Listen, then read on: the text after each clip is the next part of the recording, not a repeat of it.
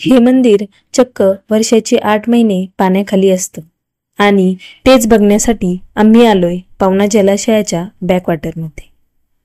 पुणे शहरापासून 50 किलोमीटर अंतरावर असणारे हे हेमाडपंती मंदिर जवळपास 700 ते 800 वर्ष जुने आहे। या मंदिराचा आणि छत्रपती शिवाजी महाराजांचा काय संबंध आहे ते आपण या व्हिडिओमध्ये बघणारच आहोत।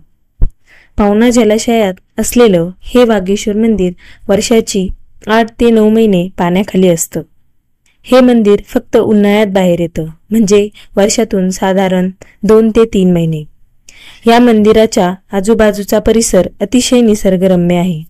आजूबाजूने किल्ले, सह्याद्री रांग आणि चारही बाजूने जलाशयाने वेढलेले हे मंदिर अतिशय निसर्गरम्य दिसते। मंदिराच्या समोर असलेल्या नंदीचे अवशेष जोडून त्याला पूर्वीचे रूप देण्यात आले आहे। 1971 साली पवना धरणाचं बांधकाम झालं तेव्हा हे मंदिर पाण्याखाली गेलं। तरी आजही उन्हाळा लागल्यावर पाण्याची पातळी कमी झाल्यावर हे मंदिर आपल्याला पाहायला मिळते। असं म्हणतात छत्रपती शिवाजी महाराज पवना मावळात आल्यावर या मंदिरात दर्शनासाठी येत असत। हेमाडपंती शैलीत बांधलेल्या या मंदिरात कोरीव, दगडी खांब आणि शिल्पे आहे। मुख्य गर्भगृह आजही चांगल्या स्थितीत आहे।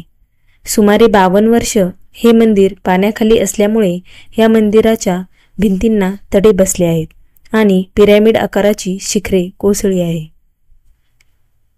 तुम्हाला आवडेल का या मंदिराला भेट द्यायला? कमेंट करून नक्की सांगा।